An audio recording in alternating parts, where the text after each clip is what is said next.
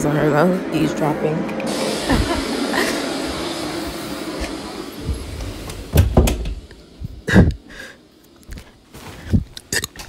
And I'm so glad that I'm leaving because I don't feel like I said, I don't feel secure in the city. I don't feel normal in the city. I don't. Not the reason that it's not the reason about the city. It's about the people I live around. Like, I know some stuff is off. Like the people I live around, like the people downstairs with the stuff in her door. I know something's off right there.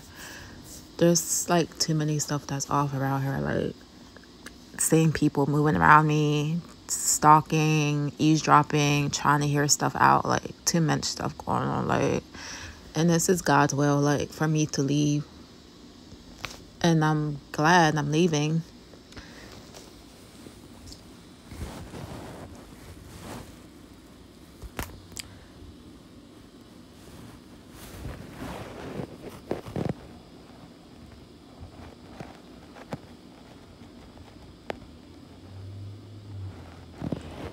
And the landlord, he haven't renewed the lease, terminated me because on low key these people are crooked that work here and they need to be put out of their office, really. For real, they need to be.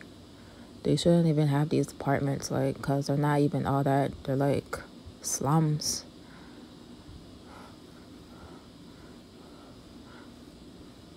People can listen to your conversation through the wall.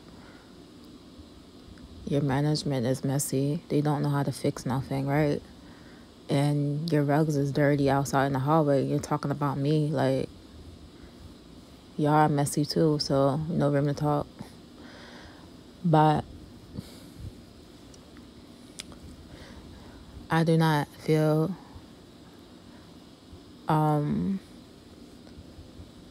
secure around living around here because stuff I see and the people listening to me, conversations is kind of odd, like weird.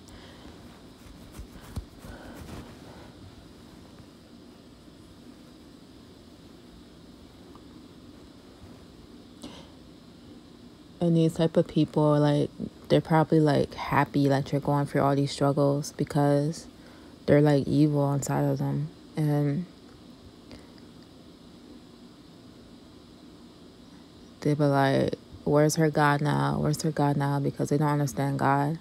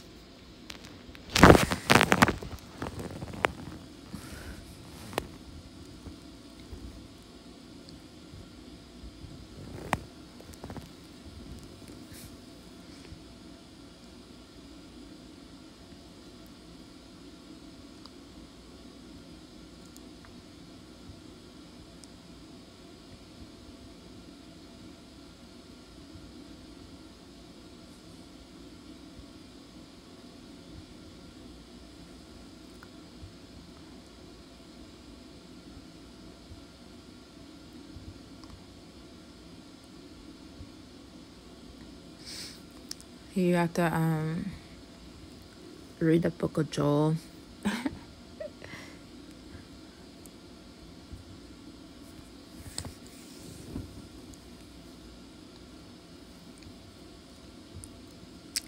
When he lost everything. And what did he say? He said he'll still worship God.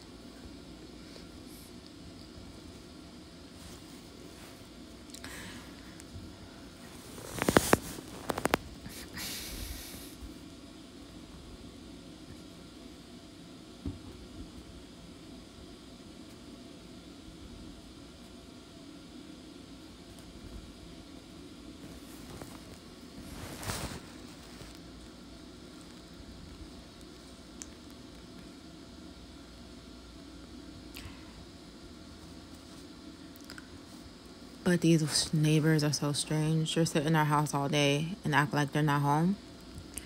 And then they're be in their home, like low key, listening to you talking in your house. Like, it's so strange. These people really need Jesus in their life if they don't have him. I feel sorry for them.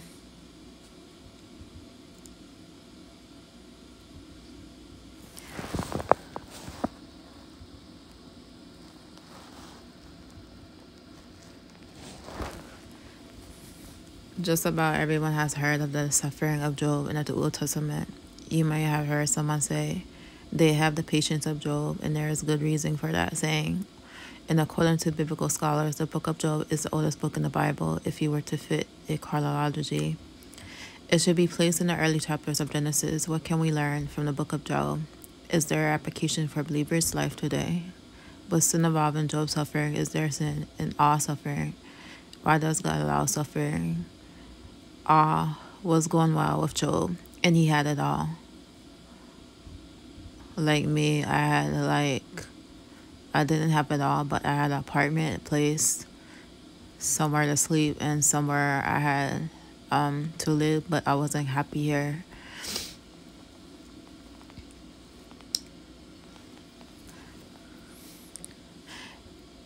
All was going well with Job, and he had it all, a large family, wealth, and blessings of every kind imaginable at that time. Job may have been the richest man on the face of the earth. Job chapter 1, verse 2-3 describes his wealth as he had 7 sons and 3 daughters, and he owned 7,000 sheep, 3,000 camels, and 500 yoke of oxen, and 500 donkeys, and had a large number of servants, and he was the greatest man among all the people of the East. Clearly, Job had it all. This must be have bothered Satan because he came to God.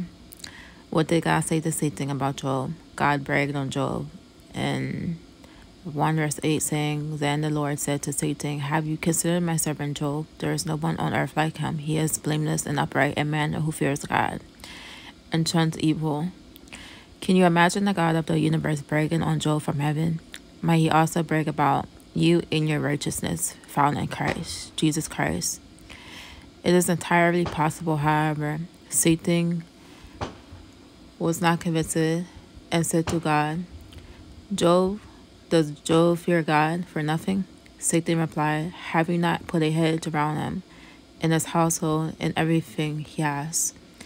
You have blessed the work of the hands, so that his flocks and herds are spread throughout the land. But now stretch out your hand and strike everything he has, and he will surely curse you to your face. Job chapter 1, verse 9 or 11. Satan's name means adversity, and he had been called the accuser of the breeding. Revelation chapter 12, verse 10. And God sets out to prove to Satan that Job is not righteous just because he is being blessed. God challenged the devil, telling him, Very well then, everything he has in your power.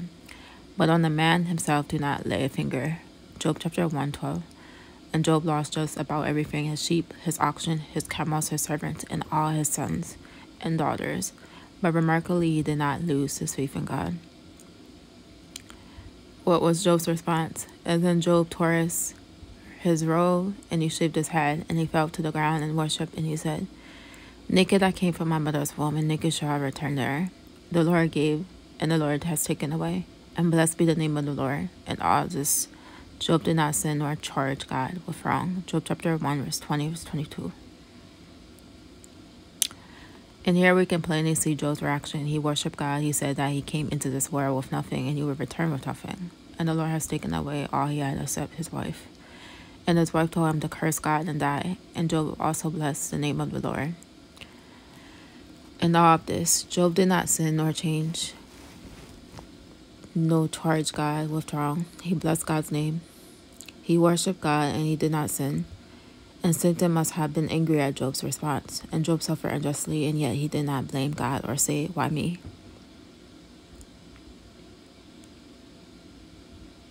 It's like so long.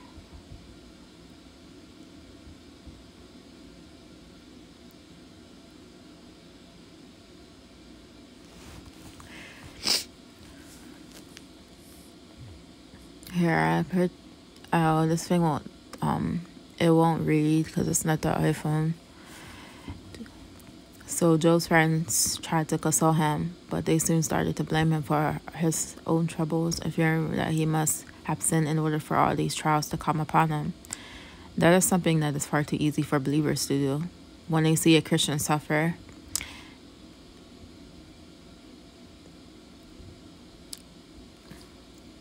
that is something that is far too easy for believers to do. When they see a Christian suffer, they unfairly assume that there must be sin in the believer's life. But suffering is not always a result of sin, as we see with Job. In many cases, those who are sinners suffer a little while. Those who are saints suffer much. Many people see this as a stumbling block for Christianity and ask why God allows suffering, instead of asking why they might be better off, asking what is God up to? What is he trying to produce in us? Life that refines fire. God often uses suffering to produce righteous character in believers. And sometimes he wants those who suffer to be more dependent upon him. It may be he is trying to get our attention, and we might even be sinning. However, we cannot always equate suffering with sin in a believer's life, as we see with Job's experience. At the first, Job's friend tried to help Job, but they quickly turned to accusing him of some sort of hidden or unknown sin. Job knows that this is not the reason and tries to justify himself against their accusations. But his justification quickly turns to self-righteousness, and that is sin before God. And Job's friends say, "Is it not your wickedness great? Are your sins not endless? You demand security from your brothers for no reason, and you strip men of their clothing, leaving them naked. And you gave no water to the weary, and you withheld food from the hungry, though you were a powerful man owning land, an honored man living on it. And you sent widows away empty-handed and broke the strength of the fatherless. And that is why snares are all around you, why sudden terror terrifies you." Job chapter 22, verse 5, verse 10. And this brings God's righteous indication upon Job's friends. Job chapter 42, 17. God answers Job. Job is not guiltless, as no man is without sin. 1 John chapter 1, verse 8.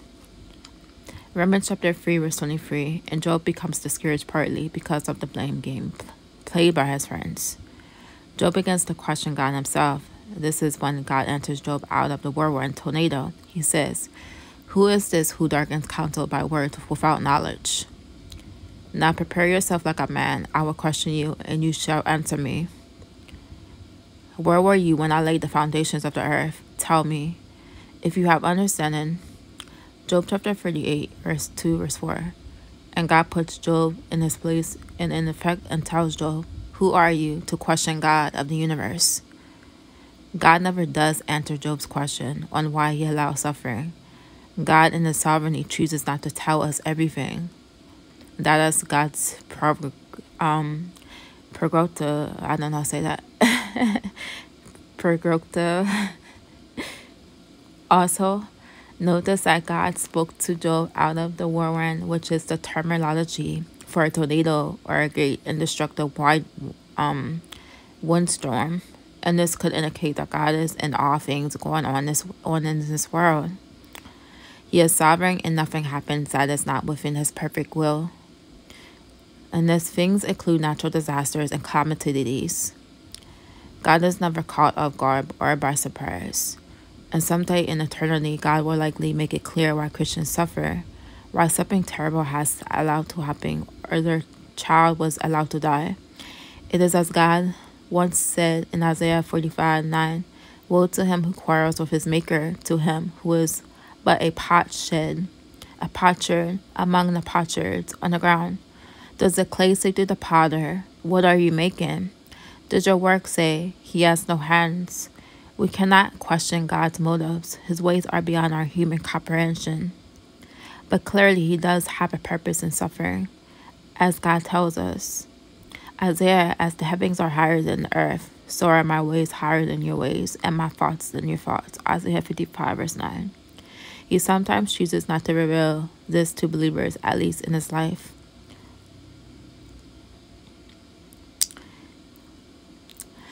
If Job had known that God would have restored to him more than he had in the first place, would he have questioned him at all? God rewards Job for his faithfulness and his endurance during such suffering, and the story is an incredible ending. Job chapter 42, verse 10 17. So after Job had prayed for his friends, the Lord restored his prosperity and doubled his previous possessions. All his brothers and sisters and former acquaintances came to his house and dined with him in his house. And they offered him sympathy and comfort concerning all the adversity the Lord had brought on him. Each one gave him a kisses and gold earring. So the Lord blessed the latter part of Job's life more than ever earlier. He owned 14,000 sheep and 6,000 camels, 1,000 yoke of oxen, and 1,000 female donkeys. He also had 7 sons and 3 daughters, and he named his first daughter Jeremiah, his second Kizaliza, and his third Karen. I don't know how to say the names. No woman as beautiful as Job's daughters could be found in all the land, and their father granted them an inheritance with their brothers. Job lived 140 years. After this, and saw his children and their children to the 4th generation, then Job died, old and full of days. So Job ended up much better off than he was in the beginning. He has considerably more than when he began his sufferings, and even though God did not answer Job why he had allowed to suffer so terribly, and Job had more blessings than any man on the face of the earth at that time. The application for Christians today is that God will bless those who endure to the end, and that someday God will reward us with unbelievable blessings that cannot compare for what we have today. Romans chapter 8, verse 18, verse 28. We will all suffer in this life, and it is appointed to mankind to suffer. It is a falling world, and we may not know the why today, but someday we probably will. Instead of asking why, we should ask what. What is God up to? What is God trying to do in me? The why will have to wait for someday in eternity.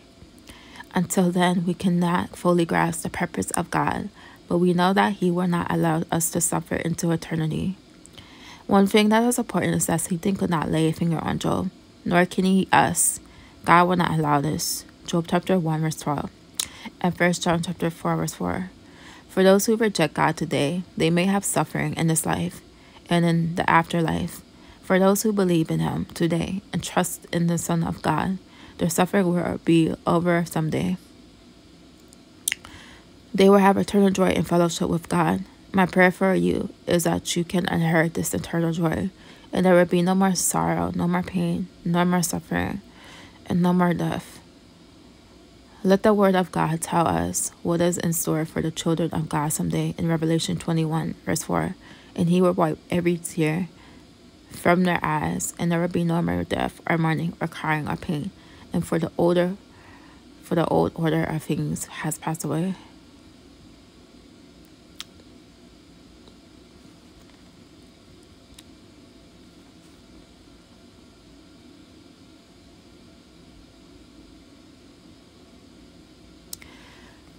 But I really think that the people downstairs, that they eavesdropped on me and they got my number, and they probably did that. They probably did that, like, because I don't trust these neighbors. They're sneaky. They're really sneaky.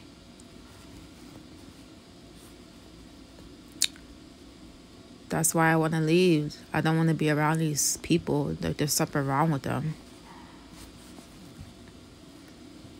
Eavesdropping and doing all types of stuff. Like, the people downstairs are related to that Indian guy that used to live next door to me. And this is why I want to get out of this city, because I don't want to be in the same city that I have complications with people here, like weird stuff happening. And so I want to move to a different city. Like, I don't want to stay in a city. Like, I have every right to feel like that. If I don't feel right here, I'm not going to stay here. Like, you're not going to make me. Nobody's going to make me do anything.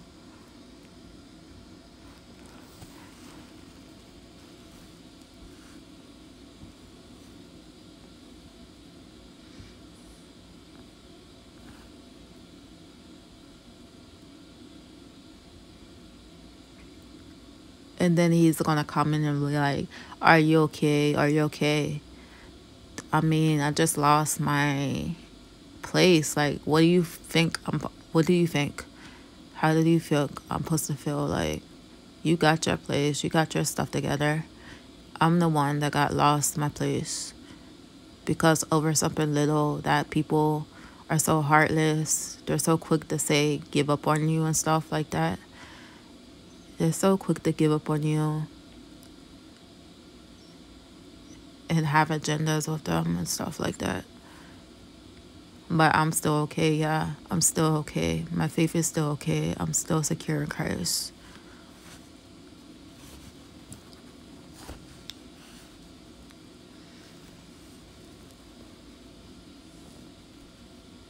You gotta ask them people, are they okay? Because you're not cooperating. You're not doing things right. You're not communicating. You're just sending me papers demanding that I find a place here. Are y'all okay? Is that the question? That's needs to be directed to them. Are they okay?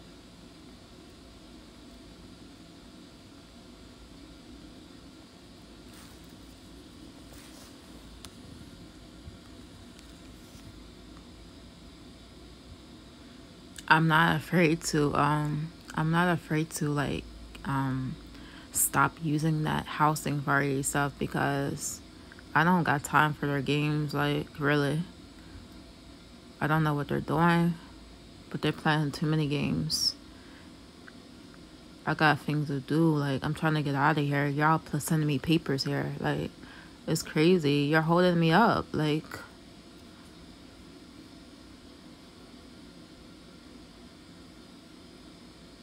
these people are supposed to be like workers, know what they're doing. They act like they don't know what they're doing or nothing. They act like children.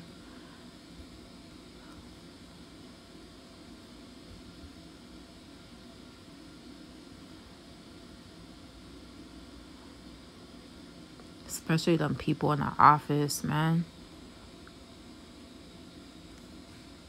Property manager. Thinks she knows it all, like everything. Like, she don't know nothing what she talking about.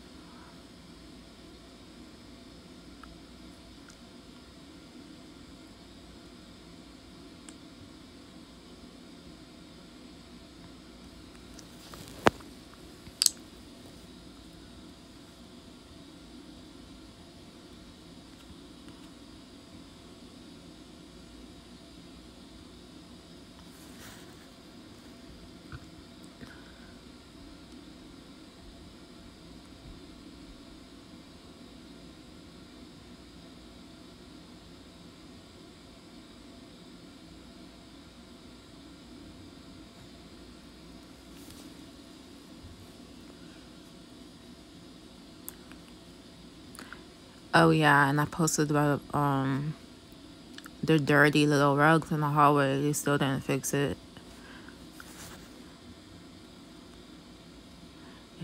And the videos about the slap ones they slapped on in the bathroom instead of putting a new bathroom floor down. Like,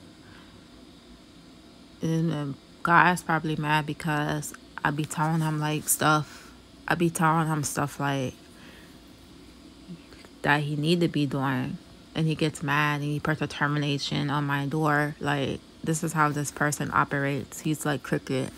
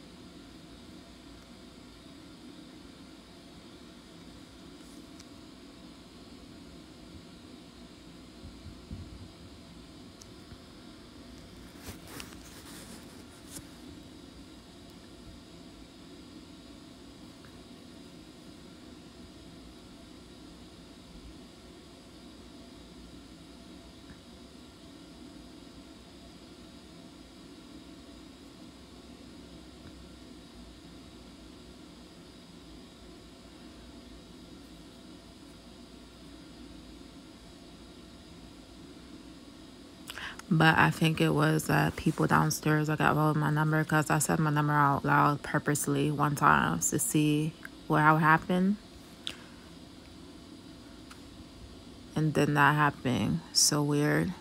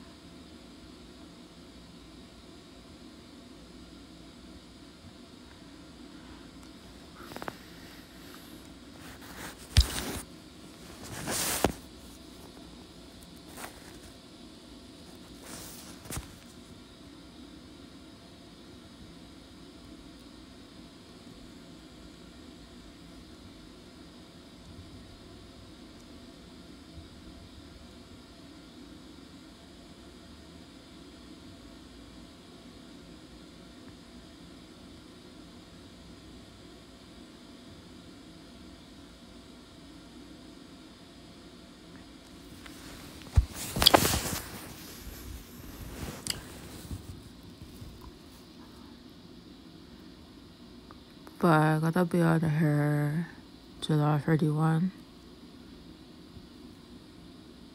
Yeah, July 31.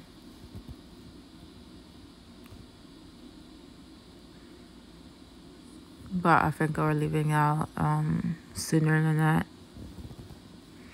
I wish I could leave now, like have like a second spot I could go to where I can just leave now. Like that'd be great.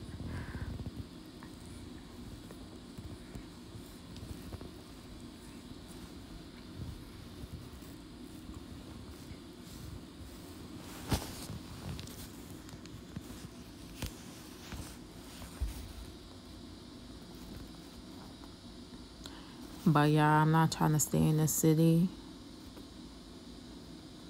It's time for a new city. Like I'm tired. Like I needed to see some new city. Like I'm not gonna stay here. Like I'm not gonna find an apartment. I'm not gonna let somebody sign a paper. So she might as well just take them papers back to her office.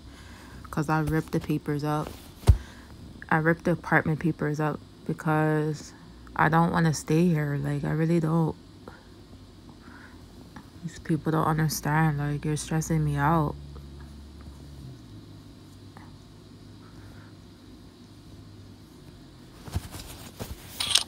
Yeah, it's really interesting. So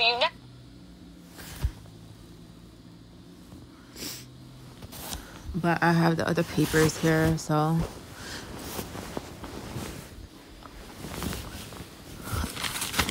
I can call her Tuesday. Like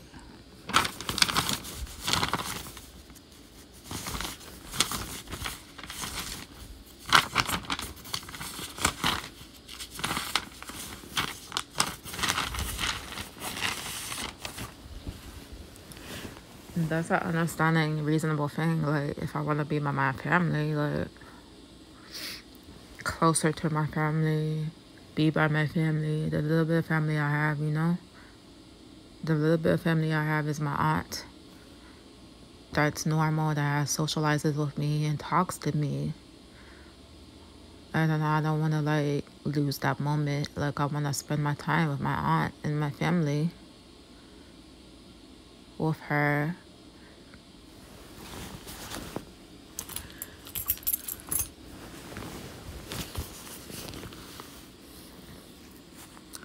I didn't get to see my aunt until I was like little, the last time I seen her. Like,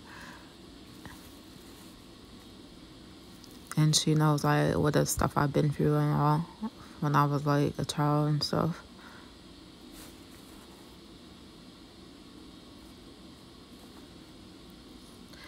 But yeah.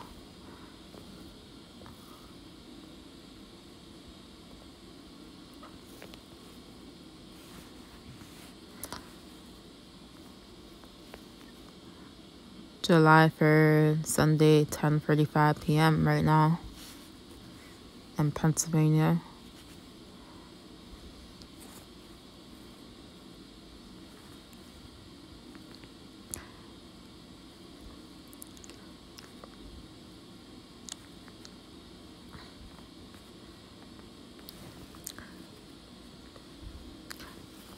Bye, guys. Talk to you later.